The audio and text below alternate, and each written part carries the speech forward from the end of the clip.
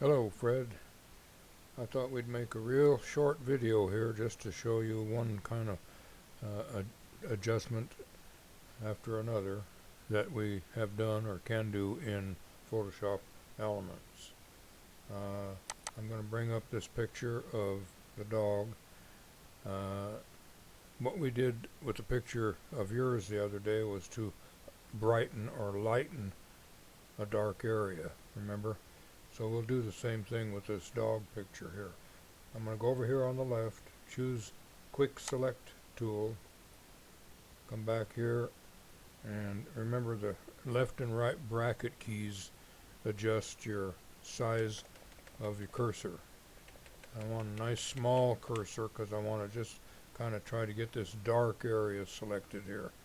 So I'm going to left click, move down in there, and as you can see it selected a little more than we want. So this time I'm going to go on the outside of the marching ants while I hold the Alt key down and push the ants back in like this. Just push them in roughly. That's pretty close right there to that dark area. And we'll do the same thing on the left side here. Select what we can. It's selected way more than we want, so I'll go on the outside, hold the Alt key down, and push the ants back in to where they cover the area that I want to affect. That's pretty close there. Maybe let's get a little bit of the eye in here too, because this little dog is hard to show the eyes in many pictures that we've taken. So this kind of will bring out a little brightness in the eyes. Now we want to make them lighter.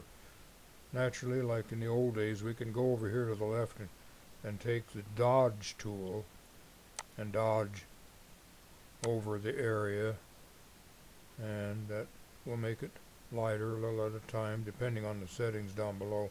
I'm going to exaggerate it so you see it way more than what we would normally do, and you can see the difference here. I'll do an undo as you look at that eye. You'll see the difference.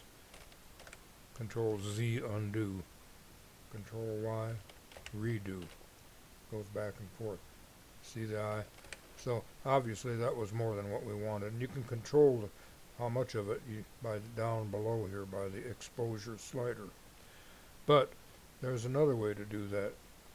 You can also go to, as we did in your demo, adjust lighting and go to brightness and contrast, or you can choose levels, either one.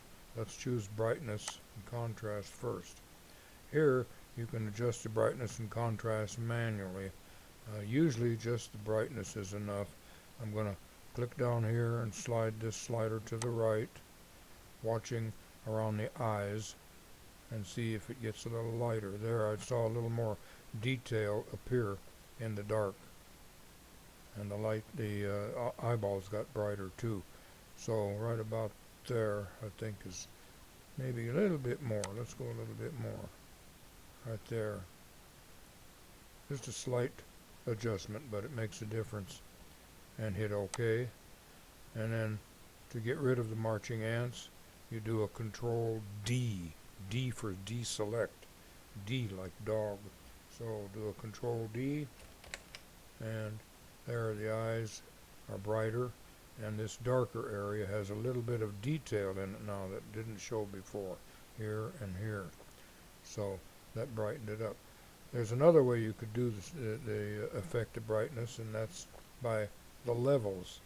You can choose the levels by either enhance, adjust lighting, go down here to levels, or you can do on the keyboard a Control L.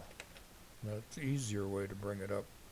And then you can adjust the brightness by sliding this to the left, and I'll exaggerate it.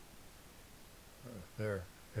You see how much it did the whole image here. We haven't selected anything, so it did the whole image. But with levels you can do the contrast and brightness in one sliding motion. So that's real simple how we did the selection with the quick select tool of the area you wanted to affect, and then we either did the dodge tool or the brightness or the levels. So much for this little recording. Okay.